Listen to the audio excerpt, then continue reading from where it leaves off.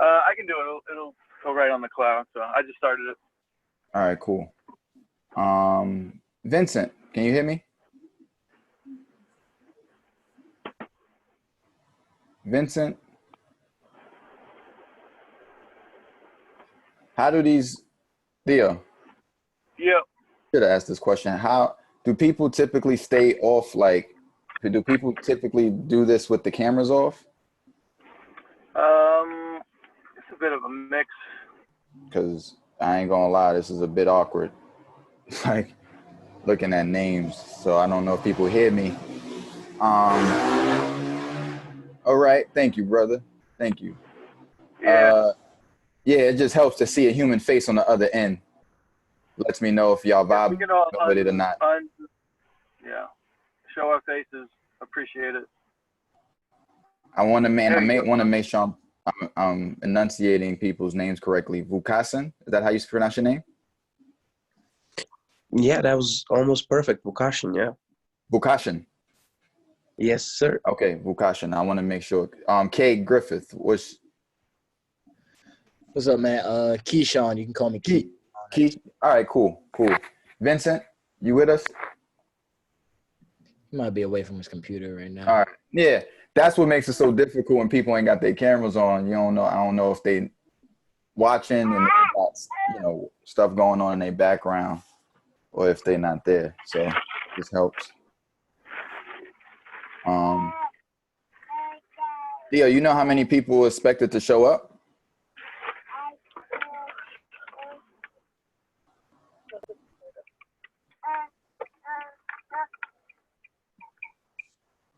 Hey, sorry. Can you hear me? So I'm just driving here. Hello, Dana. Hey. Always good to see you. Always good to see you. Thank Back you. again. Back again for another one. Yeah, thanks for coming. Absolutely.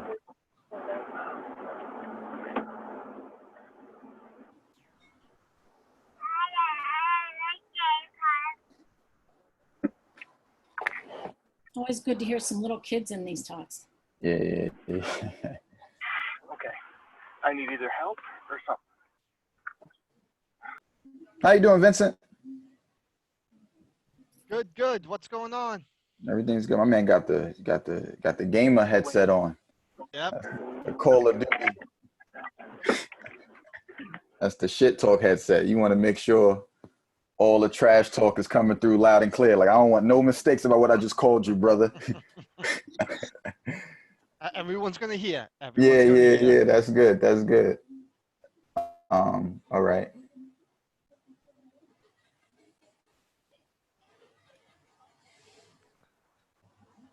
All right.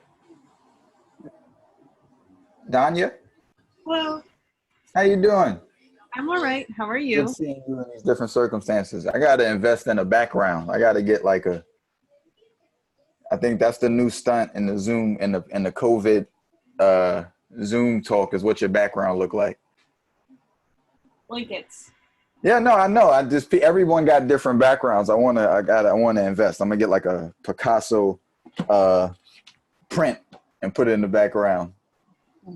Suggest more. So Theo, before you turn it over, like, and should I, like, my instinct is to wait till 5:35 to start, because I don't know how many people are supposed to be on here. That sounds good. All right. Give it a couple more minutes, but we're close to what we need. Okay. All right. Cool. It's crazy how, like, even in Zoom, people can be late in their house, like pulling up to a Zoom meeting. It's like, oh, damn, like had traffic in the kitchen. Yeah. No train excuses anymore. Hey, it's a human thing. Like, it's a beautiful, for me, I find it very comforting that people can still be late. It's like, yes, that's that human element. That's never going to go away. So did Theo give y'all a heads up of what this evening's conversation lecture going to be centered around? So it's going to be centered around genre, and how do we know we're in the right genre? How do you know as an artist if the story you're writing is contained by the proper genre? Like, are you writing something that you think is a novel that really should be a short story? Are you writing something that you think is a short story that should be a novel? Are you writing something that could, so it's something that, and this is just a preliminary sort of prerequisite, a preface to the conversation this evening. Something I've been recognizing. Hello, Allie. Something I've been recognizing working with students and just even professional writers is writing in a genre simply because that's the genre they started a project in, but projects change shape over the course of reworking them and they become other things. And when you don't have the language to understand when something might have shifted in the genre, what can happen in that framework is that you're not doing what you think you're doing in the right mode. So it's almost like, you think you start off as a basketball player. And the reason why my analogy is always physical, because it's a way to see it. Like you might have started off playing basketball, but then you realize you're actually a football player. And it's like just a great, so like, oh, okay, this is actually my skill set makes me more prepared for this genre, which doesn't mean you can't come back to the genre you might want to write in. It might mean that your skill set and what you know how to do is not in alignment with what you think you can do. And it's about sometimes the frustration that comes with writing is not because any of you are not good writers, or because it might just be you might not be in the proper genre for the story you're trying to tell. So it's about understanding like what are the best containers for our stories, and how do we develop a critical framework to approach the genre. Like, okay, maybe this story I thought it was a short story, but based on these principles, is really an essay, right? So it's like it's about knowing which container best houses the stories we want to tell. All right. So, all right, we're going to start 5:36. Before we start, can I get everybody just to write their pronouns in their names? The way you do this is you go to the upper right-hand corner on your picture. You click the 3 dots in the upper right-hand corner. You press rename and just add your pronouns next to your name. So I'm going to do it. This is just so I'm not misgendering anyone, and I'm referring to people as the way they want to be and need to be referred to in the third person. So that just helps us get started. And okay, so you heard boom. Okay, everything is. Thank you. So I'm gonna do a brief introduction. I want everybody to introduce themselves after. So my name is Yahdon Israel. I am an English professor at City College and New School. I teach creative writing at both institutions. I do work here doing different lectures around craft and technique and mechanics of writing. My background, I have my MFA from the New School, and I served as the editor-in-chief of Brooklyn Magazine. I served on the board of the National Book Critics Circle for 2 years. Served on the board at the Aspen's Words Literary Festival, and I'm a writer. And the reason why, and also I host my own book club called the Literary Swag Book Club that meets every last Wednesday. The reason why I introduce myself with all these different things is to show or to illustrate that I stand at the nexus of many different ways in which writing is talked about. So as a writer, I am a practitioner of writing, right? I know what the pains of like trying to get a story out on paper, right? So then from the element of the editor, I also know what it takes to translate what a writer does on page to put it in front of an audience. So I know what that conversation looks like at acquisitions in terms of presenting it to an audience. Then as a judge, I know what the conversations are about how books win prizes, right? So that idea of meritocracy, right? Like, so the National Book Critics Circle, just for context, it's the award that people win that is a step before the Pulitzer. So people usually, if you want to get a sense of who might win a Pulitzer, look at the National Book Critics Circle award of the same year. It's always like a, 50 to 60% chance that if somebody's on that finalist list, they're going to win a Pulitzer that year. Then in addition to that, hosting a book club then put me at the helm of having and holding conversation with readers about books. I think something that we take for granted, and when I say we, I mean us as writers who are practitioners, is when you all who I'm speaking to become writers, you find yourself around writers more, right? You go to literary events, and most in the crowd are people who are practitioners, who are editors. They have skin in the game in a very direct way.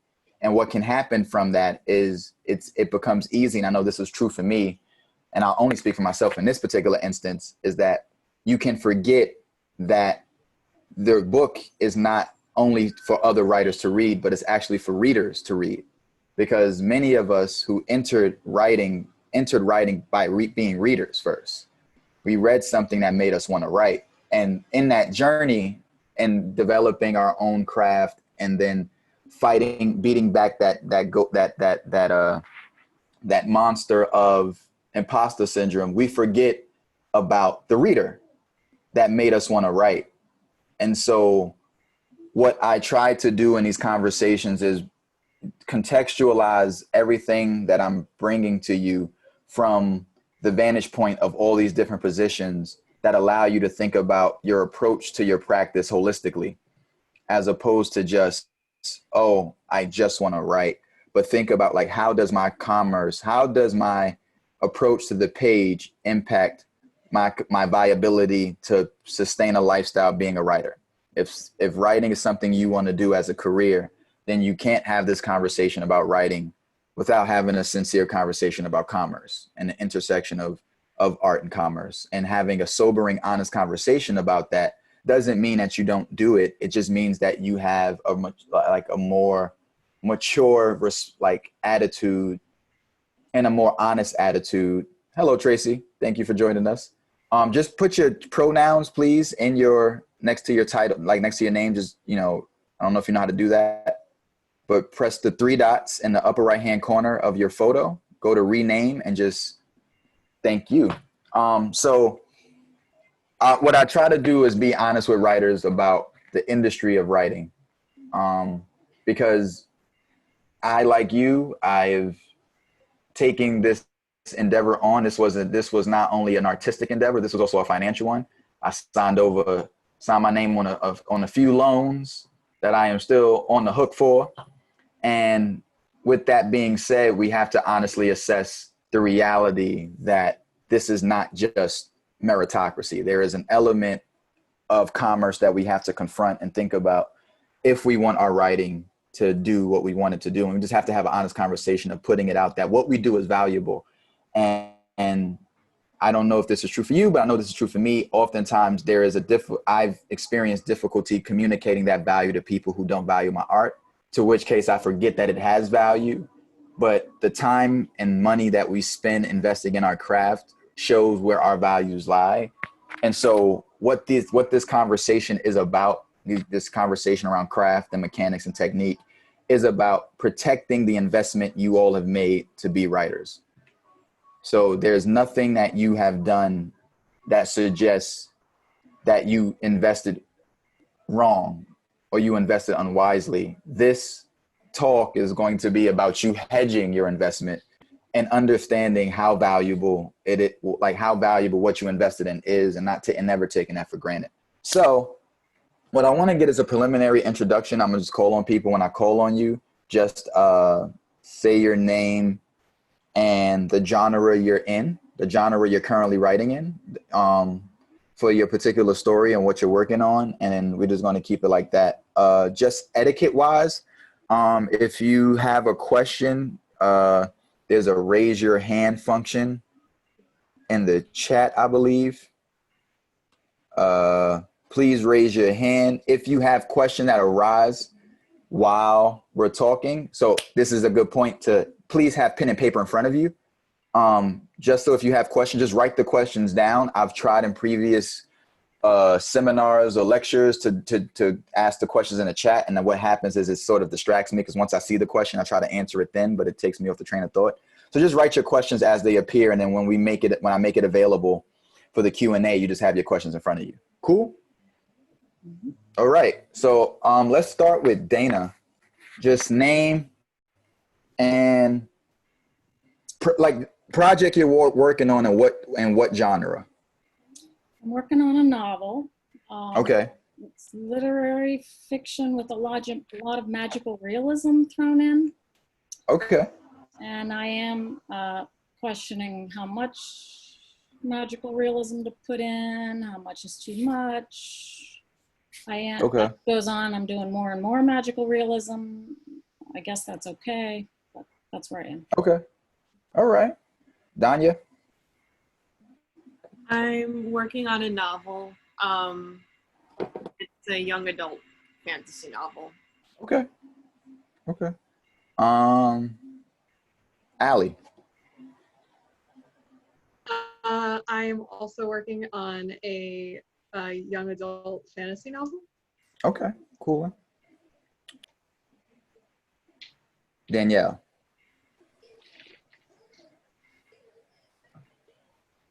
Danielle, you with us? All right. Keith? Hey everyone, I am working on a fiction novel, and I'll leave it at that. Okay, cool. Keyshawn? So working on a fiction novel, a little bit of sci-fi, a little bit of magical realism. Okay. Age group to be decided. Okay. Tracy? Hey, no, I'm off mute. Tracy Bullock. Also literary fiction novel, with like good body horror kind of. Okay. Okay. Vincent? I'm working on a fantasy novel. Okay, cool. And Vukashin? Yeah, hi. I'm working on a thriller right now. Thriller? Yeah. So novel? Yeah. Okay, cool. So, question for y'all, and this is going to be like an open forum where I'm going to like insert insight and context where necessary. How did you know that the genre you in was the proper genre for your story? Did the story pick the genre that you're in, or did the genre make the story for you?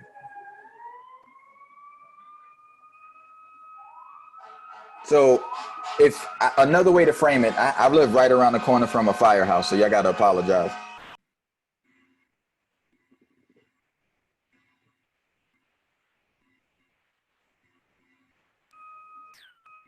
This is the slowest fire truck. I muted it and it still didn't drive by. All right. So the way I'm thinking about it, and this is to share with you my genre journey, right? And I think something as writers that we all have is a genre journey of like, how did we arrive at the genre we're currently writing in? So for me, when I arrived at the essay, the way I understood as the essay was what James Baldwin did. That was my definition for the essay. I had no definition about the essay as a form outside of me reading James Baldwin's, like everything wants to drop by today, Notes of a Native Son, and reading that and being like, whatever this is what I want to do. I did not know what it was that I was reading as a form. I just knew that I want to do with writing what James Baldwin did with Notes of a Native Son.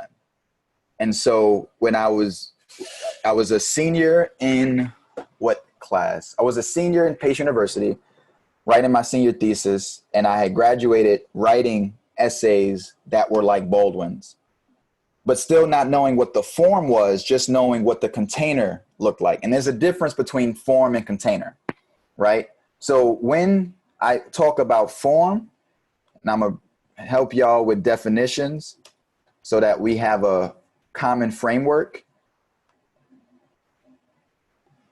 Or better yet, not form and container, form as container, meaning the distinction between genre and form.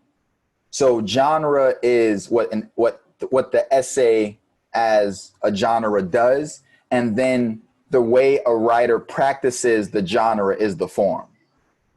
So if you think about, for example, your favorite novel, or you think about your introduction into your genre, what often happens in our introduction into genre is really our introduction into a particular writer's form.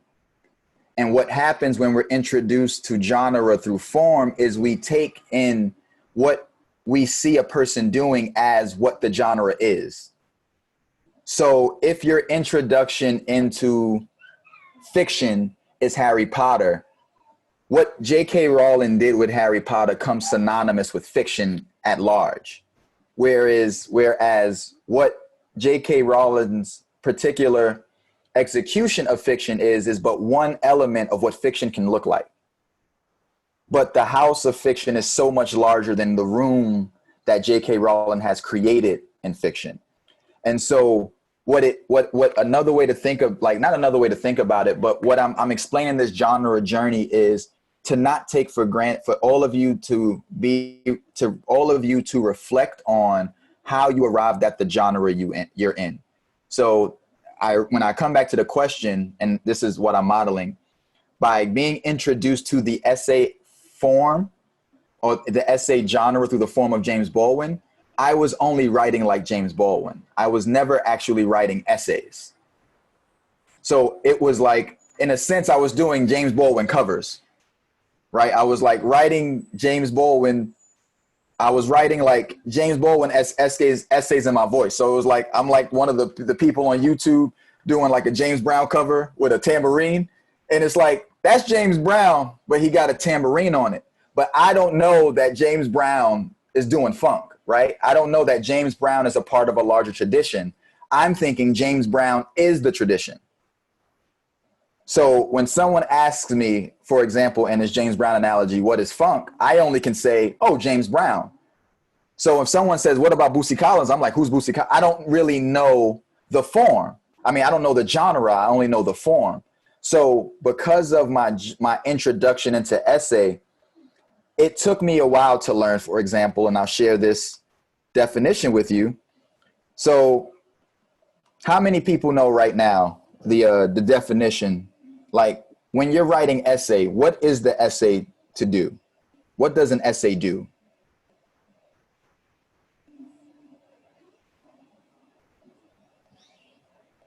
No takers? No takers? All right. So the essay is a French word, which means to attempt, right? And I'll share with you my screen because I believe in educational transparency. So an analytic or interpretive literary composition usually dealing with this subject from a limited or personal point of view. Effort or attempt, that's from the French definition, right? The essay as verb, it means to make a tentative or experimental effort to perform, right? And so the form, the genre of essay, the definition of essay is basically to attempt something. So when you're writing essay, you're attempting an idea. You're not writing to succeed at the idea, right? So it took me 3 years of practicing the form of the essay as introduced by James Baldwin, where my practice of the essay was so limited that by the time I was introduced to what the actual genre of essay was, I was limited in how to perform and execute my task because I had only knew at that point how to write essays like James Baldwin. So I did not have, in effect, my own voice because I only knew how to write based on what I saw in a particular writer.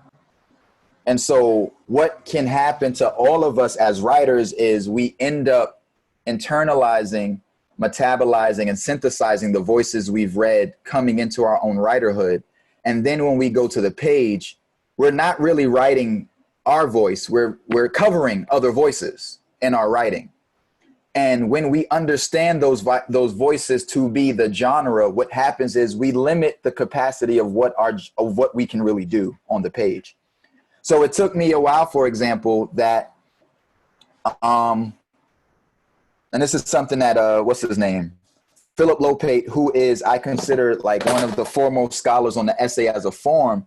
He said something about James Baldwin as an essayist, not as a human being, but as a writer. He said that James Baldwin as an essayist failed at the essay form simply because you always knew how his endings were going. You always knew how he ended his essays.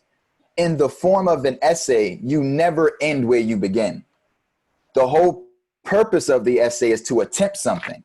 So if you already know when you start an essay how you're going to finish, you're not writing in the form of, you're not writing in the genre of essay. You're performing the container of what an essay could look like.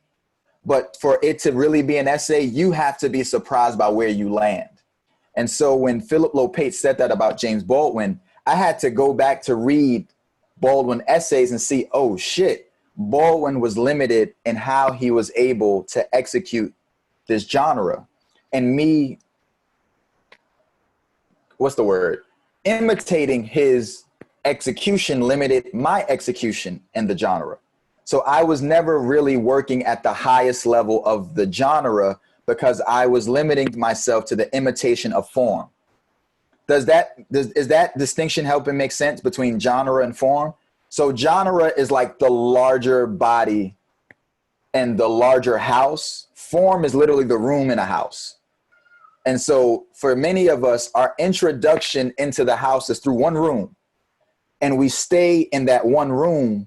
And so even if we don't fit in that room anymore, because we don't know there's a whole other house, we try to force these stories that might be too much larger than the forms we're practicing in into the small room that we've been introduced through. And so now I want to, with that much context and preface, now I want to ask y'all, who was your introduction to your genre? Were you introduced to what you write by a writer or through a larger understanding of what the form itself can do? So we'll start from the bottom up. Vukashin, what was your introduction to thrillers? Yeah. Honestly, a long time ago, I suppose. You could, when I say thriller, I guess I mean all mystery stories. Okay. So to that end, probably as early as, I mean, when I was a kid reading Sherlock Holmes stories, so okay. Sir Arthur Conan Doyle, I guess. But then obviously as I got older, it shifted, and then I've read obviously some James Patterson, Tony Parsons, I don't know, Harlan Coben, and I guess they all influenced as to how I want to write my own stuff now. Like, I don't think I've actually, although I think I was definitely influenced by some more than the others, I do think that I probably try to incorporate everything I've learned reading from each of their own expressions and forms in the genre of mystery fiction, I guess. Okay, so the second question I ask follow-up, how do you know then for sure that the genre you're writing in is the genre your story is to be told? Like, do you know that the story you're writing is supposed to be a thriller? Or do you feel like because you want to write a thriller, you're making your story a thriller, even though it may not be? Does that make sense? Yeah, I guess it does. I hope so. No, I mean, trying to come up with a proper answer to that, I guess. Do you want me to give you a minute to just process? No. Okay, cool. No, I meant as in,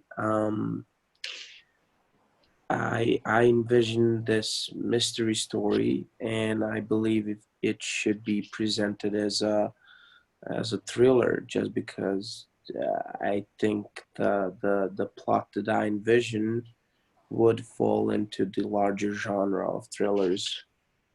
Then again, I could be wrong, I guess, right? Well, yeah, so what I want y'all to, and I'm gonna come to you next, Tracy. What I want y'all to disabuse yourselves of early is not that you're in the wrong genre. It's not about being in the wrong genre. It's literally about the container for the story might not be the proper container for it. That's really what it's about. It's about disabusing you from from moralizing, oh, I'm writing in the wrong genre. It's like, no, this is not the proper genre for what I'm trying to do. And so it's to have a larger, it's just to think more critically it's about treating your work with the respect it deserves, right? It's like a musician who knows that they need a certain level of acoustics for the music to knock. They're not saying the room is off. They're like, this is what I need in order for me to do what I need to do. This is what I need. And so thinking about genre is like thinking about, does this genre provide me all the things I need to do what I need to do? Right. So, Tracy, for you. So first question is, who was your introduction to your genre? Charlotte, I think her last name is Roche. She's wrote the book Wetlands. Okay. And then that and a book called The Incest Diary, which is written by Anonymous. So thank you. Okay. Now, okay. I'm sorry. Oh, no, please. No, that was it? I think, well, those two were like seminal in this choice. Like, okay. There's others, but that, like, those two are the crux. Now, how did those particular two works and teach you about the genre you would be writing in? Like, from reading those books, how did you understand your genre? Well, that's it. I don't know if I do. Okay. Right? Like, on the definition, like, I think that I don't, like, my answer is almost like, well, likely no. Like, likely they don't. And likely, then the other is, okay, well, like, so what gives me, like, a greater aptitude or education, like, in the genre? Mm-hmm. And reading more widely. But then the question is, like, that's so open. So I think that I like deserve it. Like, I need education before I can, yeah. No, I appreciate that answer. Who else? Keyshawn, for you. Your introduction, who was your introduction into your genre? And do you feel like that introduction, and do you feel like the person introduced to your genre helped you understand the genre better? So who introduced me into my genre were writers such as Rick Riordan and Cassandra Clare. Like, I was like, as a young kid, I just loved the Percy Jackson series, the Red Pyramid series, and the Mortal Instrument series. But that being said, those two writers, those two authors weren't the ones to necessarily convince me. I think they did and they didn't, because I always loved the idea of fiction and sci-fi and writing about creating these worlds where these characters exist on this but you resonate with them. But that concept, I think, didn't click for me until I was, I guess, late in high school and early in college, around that period in my life, where I was reading a lot of writing from Black authors when I was first getting introduced to it in my education. And they were telling these stories and these narratives that kind of made me just feel like, okay, telling a story from a person that looks like me's perspective would be dope, but I don't think it has to be all about struggle. It doesn't have to be about suffrage. It doesn't have to be about, the typical pain that your typical African-American character would go through, if that makes sense. Right. Okay. So how do you feel like that, reconciling that question, do you feel like that allowed you to learn more about the genre you were writing in? Yes, because it was just it was kind of like the mission that I set out for myself, which was to write characters that didn't suffer, but went through this journey to discover who they were, needed to be written, but it needed to be something that was something that you can imagine in a completely different plane. Imagine yourself in, you can see yourself in, but not directly.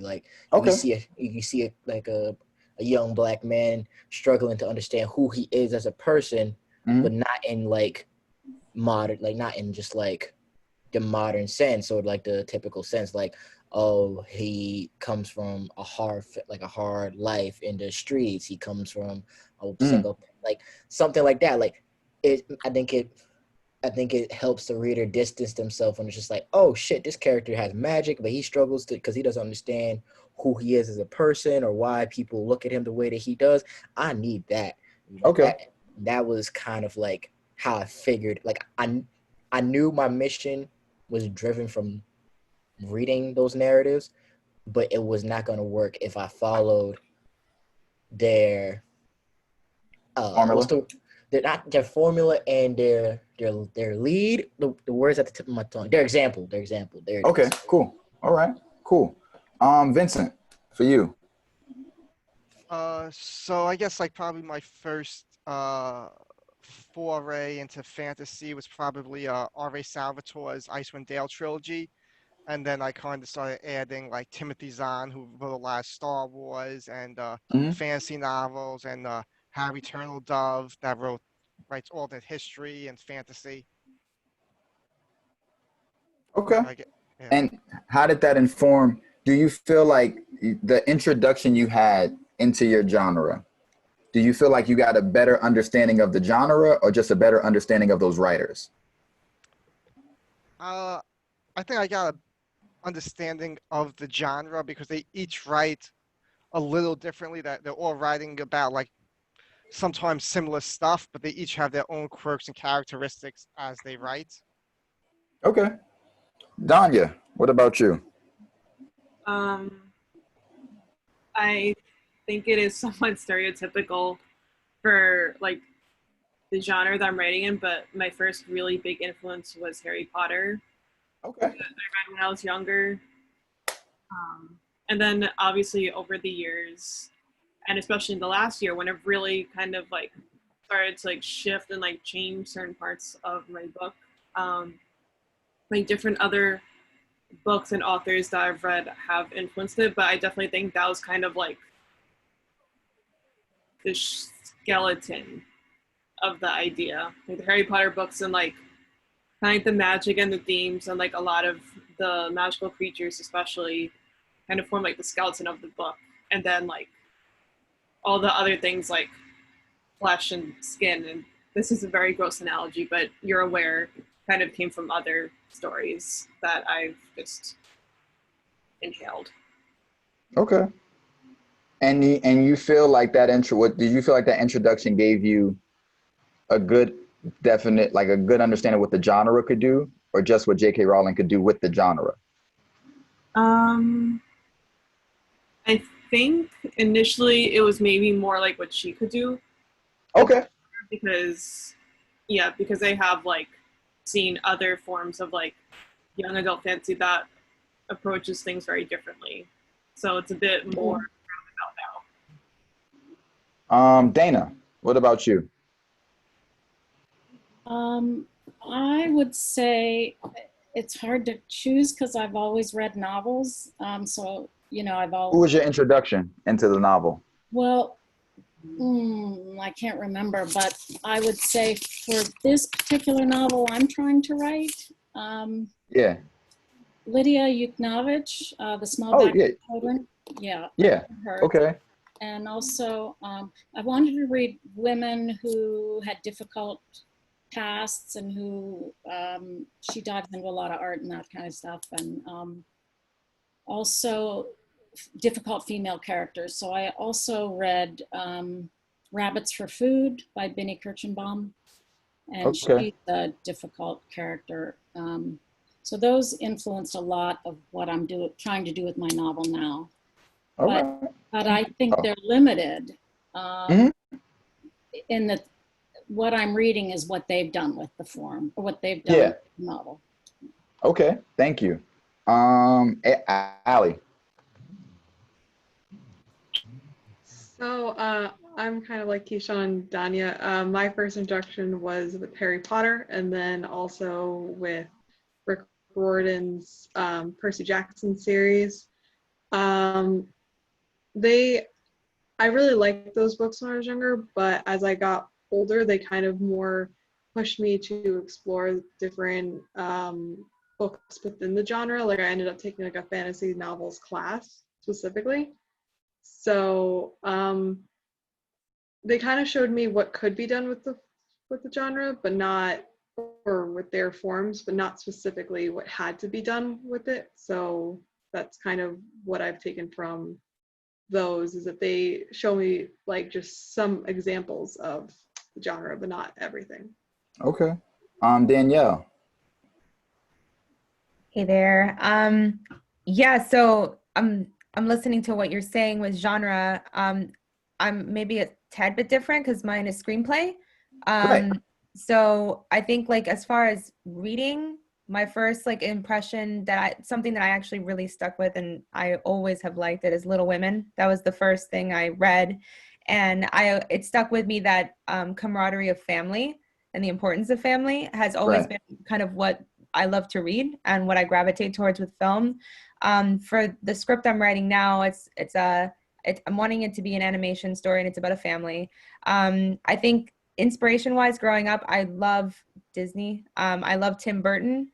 So like that magical, like fantastical kind of thing has always been something that I've loved. So like, you know, Beetlejuice and Edward Scissorhands has always been something that I've really enjoyed. And Big Fish was a huge book for me in high school. I had to read it for a high school class. And then I watched the movie, and that was also Tim Burton. And I was just absolutely obsessed with that movie. And I can quote it. I even have tattoos of it. So I think that that magical aspect interwoven with family stories and like human stories has always been something that I'm just like, I love that perfect marriage of the two. And that's kind of what I'm trying to write now. Okay. All right. And then Keith. It's interesting because I think there are some books I can't remember, but I do remember the first. I read a lot of sci-fi growing up, so I do remember an intro to Harry Potter, but that was taken away from me because I grew up Pentecostal, so that was considered like demonic.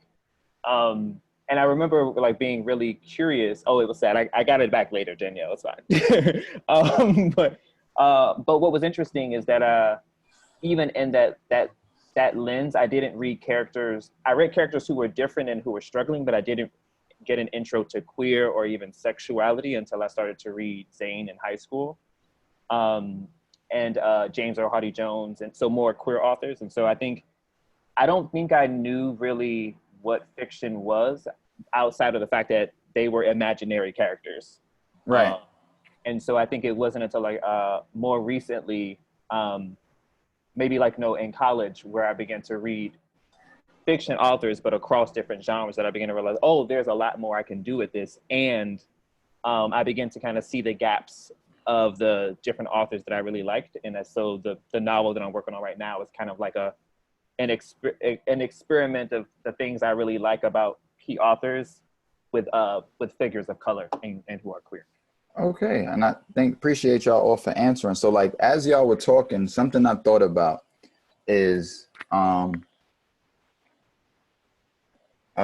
canons, right? Literary canons. And there's different types of canons. There's the institutional canons that are taught to us, and then there's the personal canons that we pull from.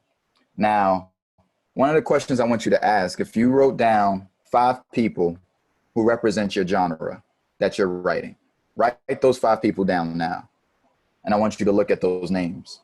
Just take about 3 minutes, write down 5 names who represent your genre. When you think about the book you want to write, think about 5 people. And for you, Danielle, when you think about the screenplay, think about 5 screenwriters who represent the work you want to do. They are, for you, the top of the top. Like, it gets no better than their work.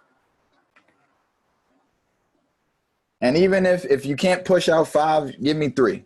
Give me a strong 3. I'm going to time it, give you 3 minutes.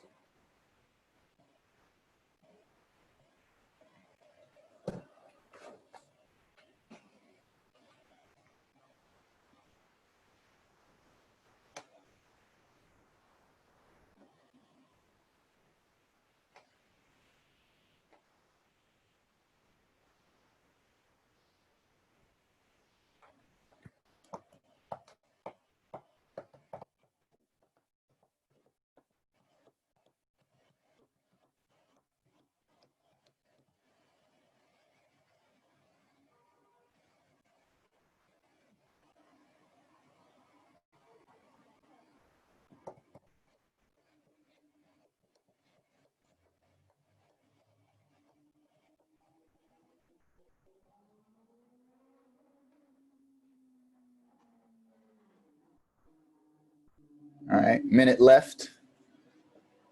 Minute left.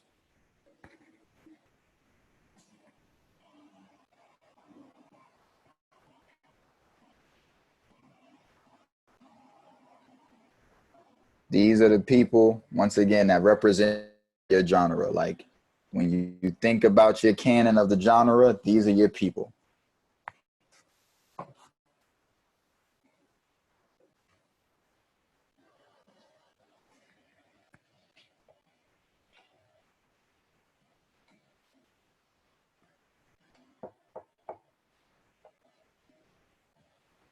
Twenty seconds.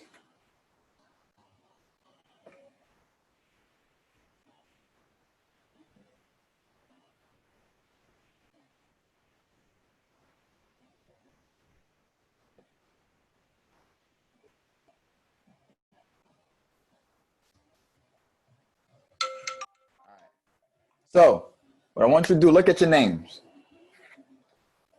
How many people got 5 people? 1, 2, 3, 4, 5. How many people have 3? 3. All right. What I want you to do is look at those names. How many of them are the same gender?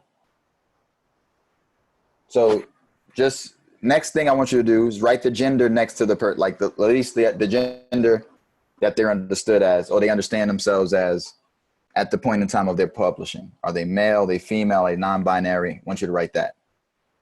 Then I want you after that to identify how old are these people.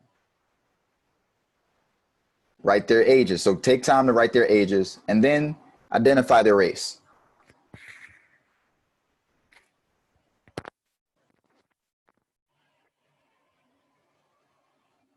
Hold on one second.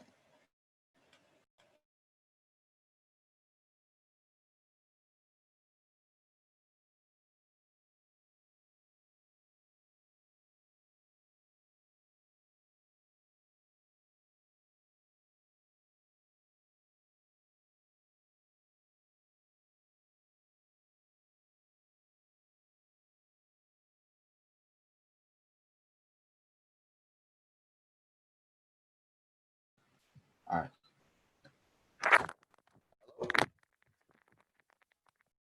Now, I want to go around that list.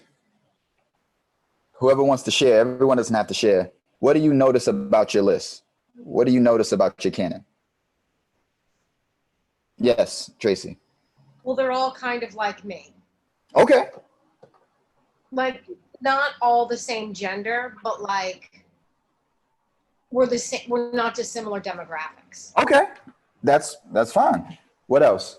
Anybody else? Notice patterns in your canon. Yes.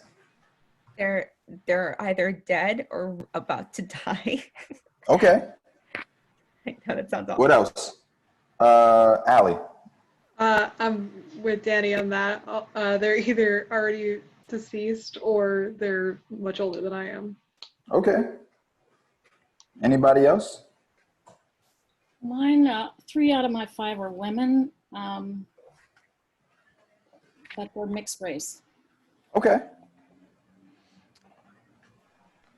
Keyshawn. So it's kind of like, because I had 6 only because one of the books that I guess from the genre was co-written. But so it's 3 men and 3 women. And they're all at the youngest is like late 40s. Okay. And they're all white men and white women. Okay. Now, the reason why I have you do that, and this is about your journey into genre, right? There's a subtext to all of our arrivals in writing that when we do not respect our subtext, we end up writing our subtext into our writing. And what I mean by that is when I was writing essay, even outside of James Baldwin, all of my nonfiction work were influenced by Black men of the same age. So what does that then inform in terms of what's possible on the page? So a way to think about your canon is when you look at your canon, if the people on your list represent your canon, what are the limitations of your canon? Because your list looks the way it does, what are you not able to do? And yes, Tracy. Sorry to be like double firsts. No, it's all right. Well, okay, under the auspices of like commerce, Yes. it really limits who's going to buy it or be Right. interested, right? Right. It also means I have the potentiality of working in like a creative hamster wheel, where the only reference points are the reference points I walked into the conversation with. Right. Right. And what I also asked that question for you to all do is to get out of the comfort of the limitations of form. What I mean by the comforts of the limitations of form is if many of you, all of you are writing fiction, right? All of you, for the most part, whether you're writing realism, you're all writing, is anyone writing short stories here? I am. Keith is. No? Is it paused? Oh, man. I'm sorry. I paused. Can you hear us now? Yeah. Are any of you writing short story? One person, two people. Okay.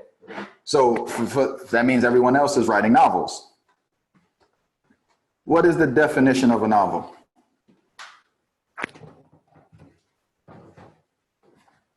So there's nothing else you get from this evening.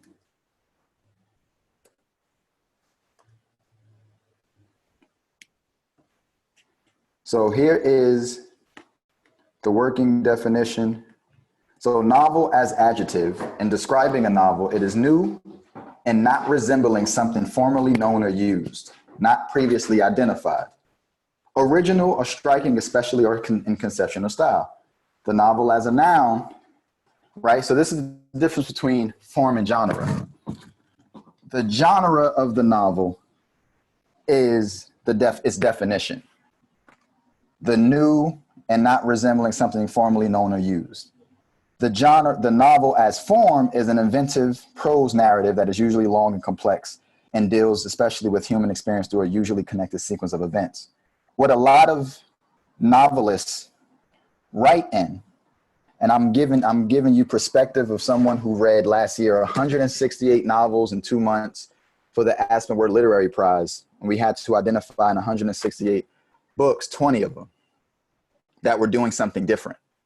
And when you read that many different books from many different writers, what begins to emerge are patterns in the form.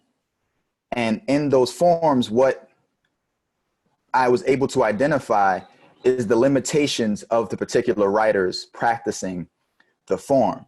And what was the most common thing was most of these writers were not imagining a different world. They were only relaying the world that they already knew.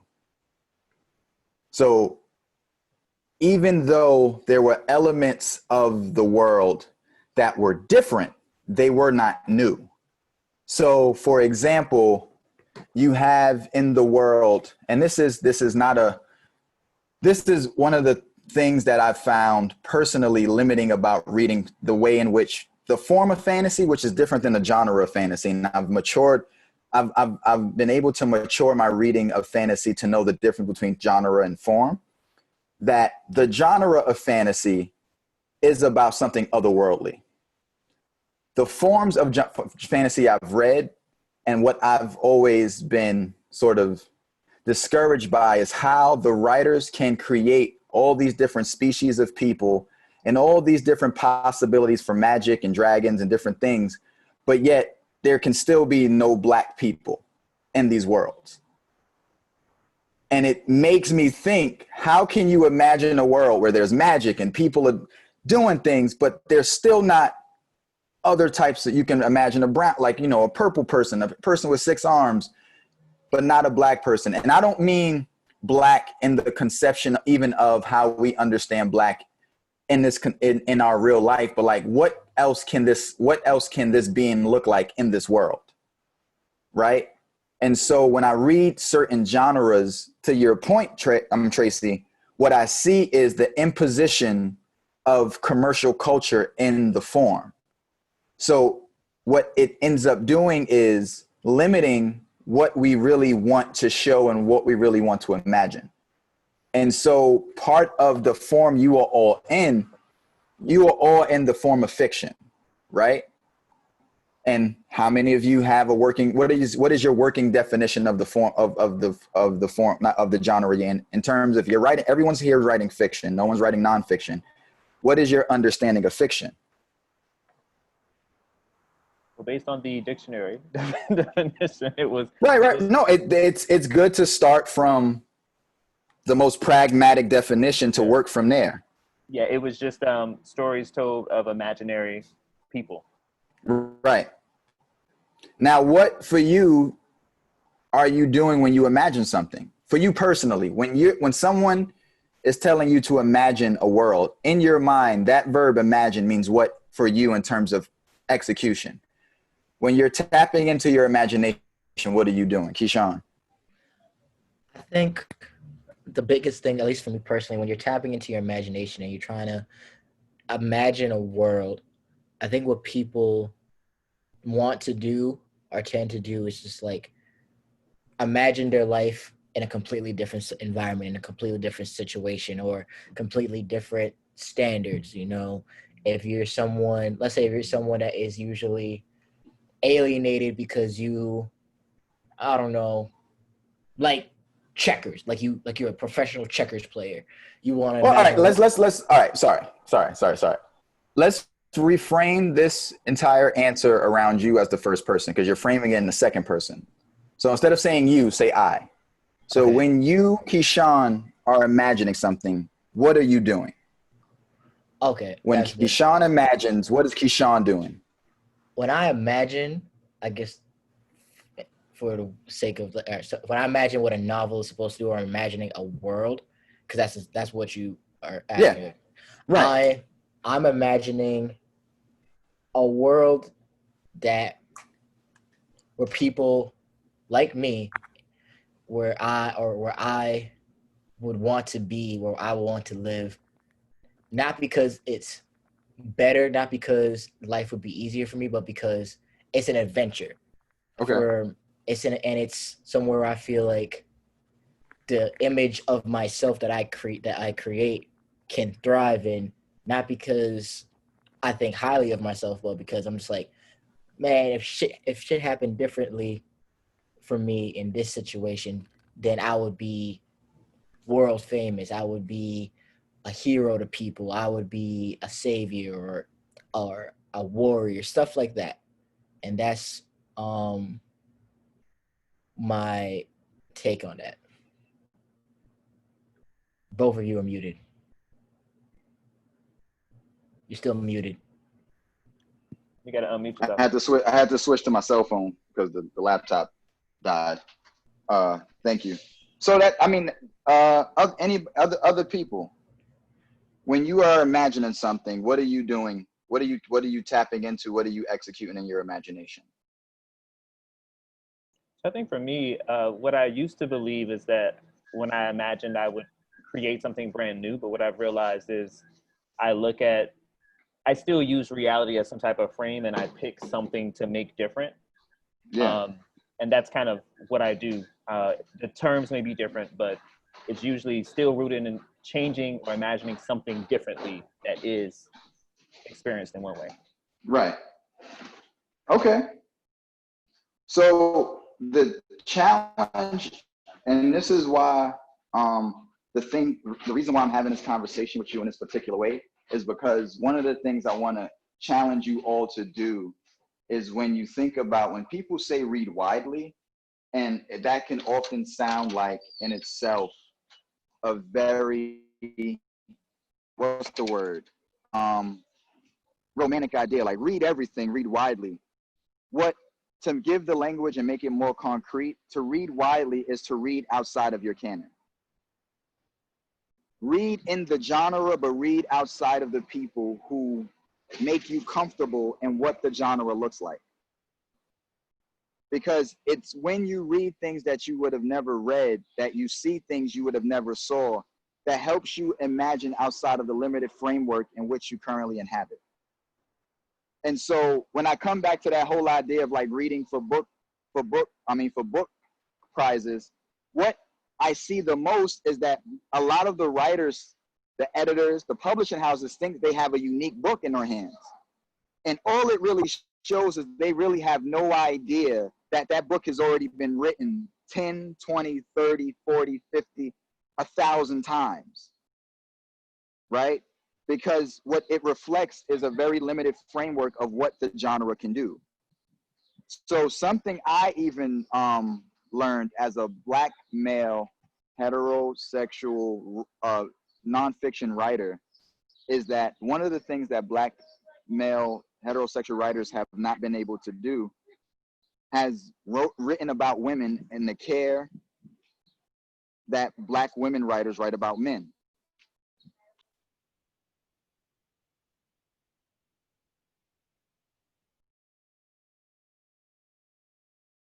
Sorry.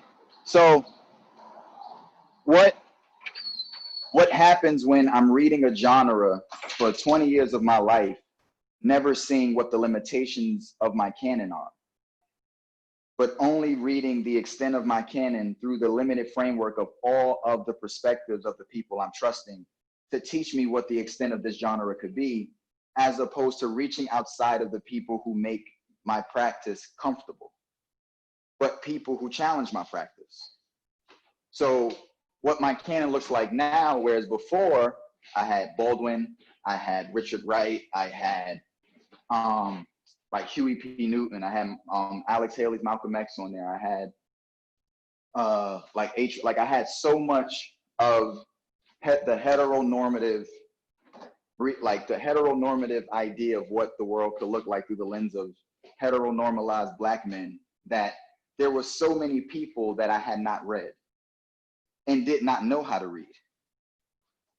And so while I thought that I was doing something new, I was oftentimes very hurt to find out that I was doing more of the same. And so the challenge for all of you and the genre you're in is to look at what every genre comes with, its inherent gifts and possibilities. But the real and difficult question of the genre you're working in is to ask yourself, what does this genre not allow me to do? Where is this genre limited? And how can I push the boundaries of the genre itself? Not the form, but the genre. How can I make the novel as a genre do something it's not supposed to, like not do something not supposed to do, but do something it's never done?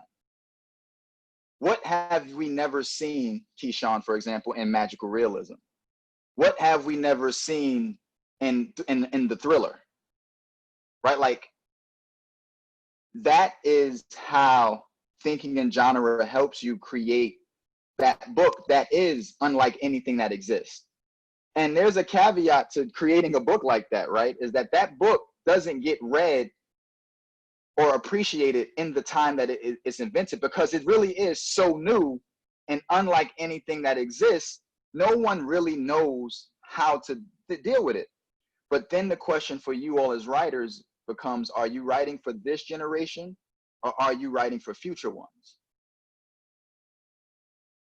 Are you writing for today or are you writing for tomorrow? Right? Because part of writing fiction is about imagining a future that has yet to exist. But if you can write that future with the foresight of knowing that world can come to be, everyone here who's a reader is a product of a writer who imagined what the future could look like. So the task of all of you as writers is to really challenge yourselves to really think about, in your fiction, you're creating a certain truth that you believe the future will look like, or the future will hold. What does your future look like? And how do you push the limits of what that future could be past its own expectation of what it is? Does that make sense? So we have like about a little bit of 11 minutes. I'll open the floor for questions. And y'all can all go. Forgive me, I'm like currently running books downstairs to a friend as I answer the questions, but I'm fully present with y'all.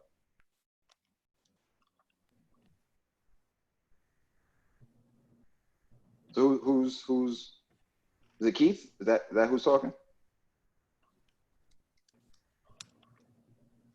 No questions? I got one. All right, Keith. I mean Keyshawn, my bad. Yeah, you good. Okay. So my question is, I guess how to phrase this is because you talk a lot about what the genre that you're writing in can't do. Have you ever felt as if,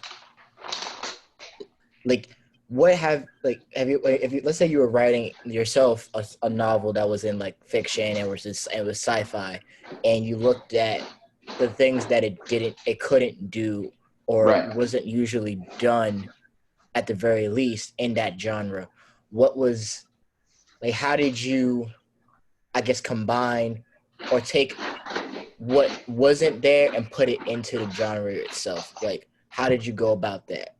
Okay, so I'll give you the example of how I addressed this through Baldwin, right? So I Right. told you that Baldwin for me was the pinnacle of writing.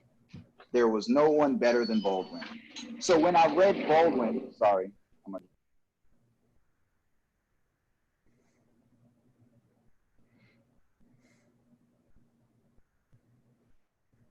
when I read Baldwin, I wasn't reading what he couldn't do.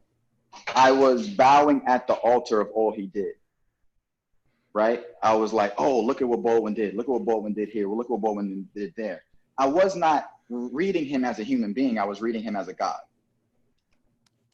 right? So it's almost like reading the Bible and like, there is no way I can interpret this other than the way it's being written, right? That even the prophets didn't see something, because the prophets wrote on behalf of a higher power. They were not the higher power itself.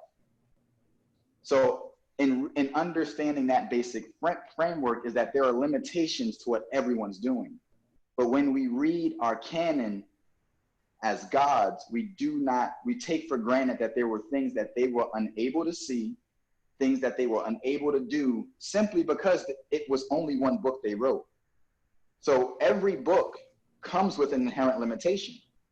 And so what I shifted my perspective from was I could equally appreciate what all the writers I love did, but I equally had to come to the work with a critical lens of what is this writer unable to do? Like what was, in Toni Morrison's like Bluest Eye, what was Toni Morrison unable to do in the Bluest Eye? And it's not to say, oh, Toni Morrison can't do it or Toni Morrison's not a good writer. It's to see, do I want to do that? Do I want to fill out that little gap that was left? Do I want to push that boundary that I felt she could have went further in? Right? Like since reading more people, one of the things about reading Toni Morrison, for example, and what it's helped me do is think more deeply about the quote she says that led her to write The Bluest Eye. She said that she had read so many books that she realized that she wrote The Bluest Eye because she hadn't read it. That's why she wrote The Bluest Eye, because it did not exist. And so she wrote a book that she wanted to read. And it's one of the most polite ways of saying that book should have existed, and the fact that it didn't exist, the only way it could exist if I wrote it, is like it's like the most, I guess, for me, empowering thing you can say as a writer, that you wrote the book that you wanted to read because there was no other book that was going to exist unless you wrote it. So in terms of that space of writing and expanding and pushing the boundaries of your genre, though you have to like sort of regard your canon in a different way of like taking them off the pedestal and looking at them as writers with limitations, and not limitations in terms of like they're bad writers, but like every writer has something that they can do well. They have many things they can do well, but they also have things that for commercial reasons. Like one of the things that Toni Morrison couldn't do was she couldn't name her own books. The title for God Help the Child was supposed to be The Wrath of Children. And Toni Morrison said that her editors didn't allow her to name her book. And everyone there heard, for example, oh my God, they're so stupid. What I heard was, this industry didn't let Toni Morrison name a book. When I write a book, I want to advocate for the ability to name my book what I want to name it. How crazy is it that Toni Morrison, Nobel Prize laureate, like, you know, champion of American letters, could not name in the late, this is not the first book.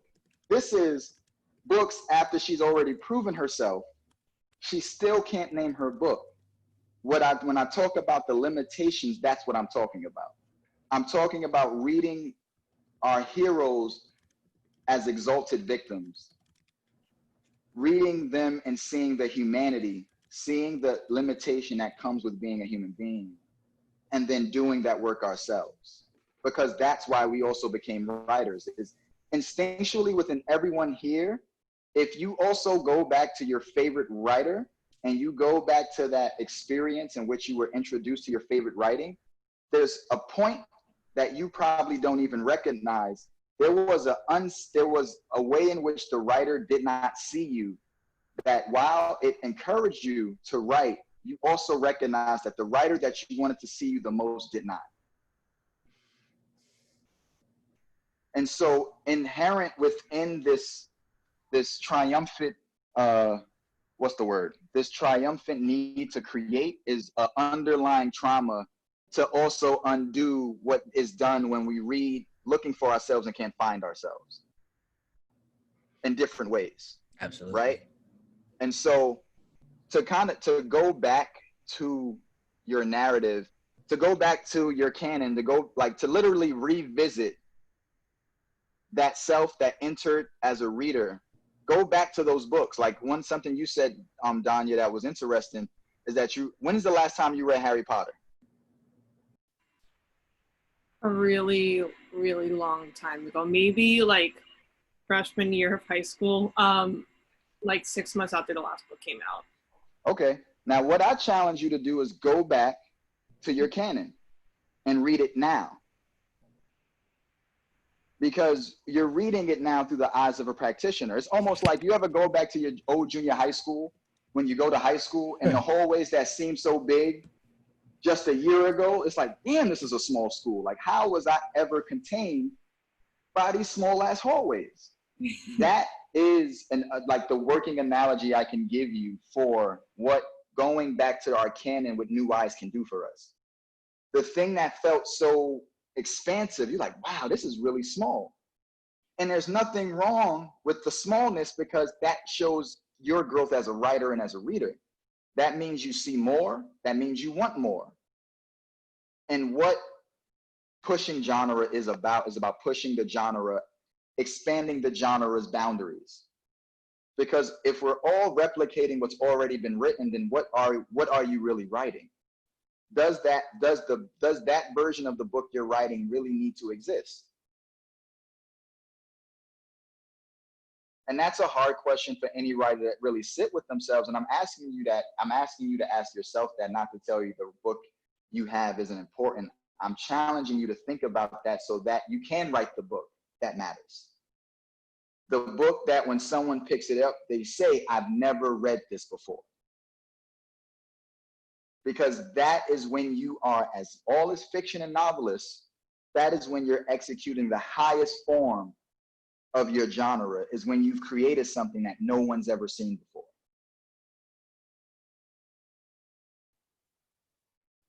Right? So we have 2 minutes left. Any other questions or comments?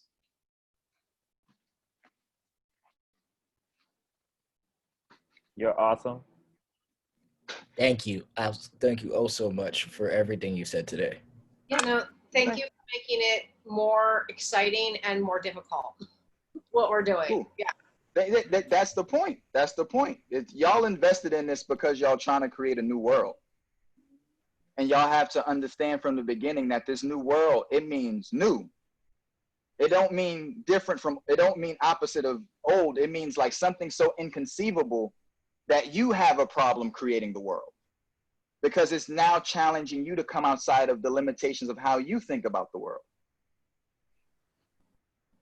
Right? And so, you know, one of the things I always challenge my writers to do, especially writers who are particularly Black and male, is when they write about Black characters in fiction, I'm like, what if, does Blackness have to function the way you already understand it?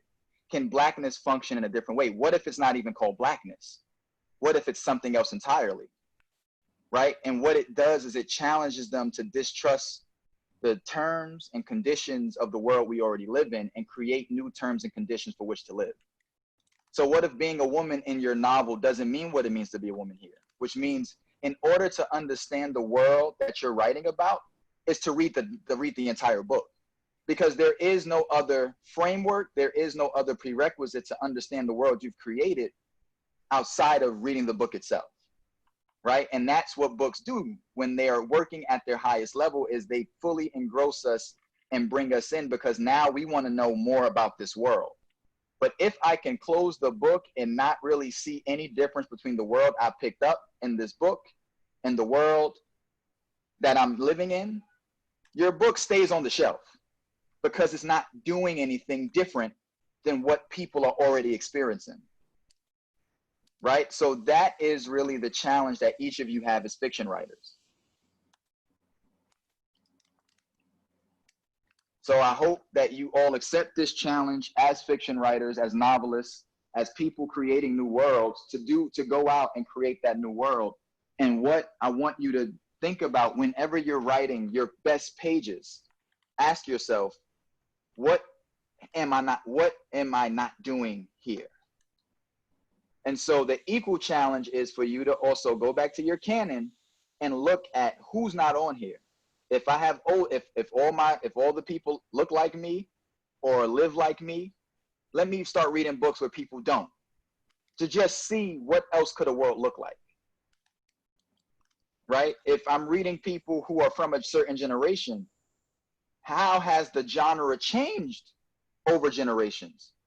Right? Because if you're reading from a certain pantheon of writers, you end up sounding more like Faulkner and less like yourself.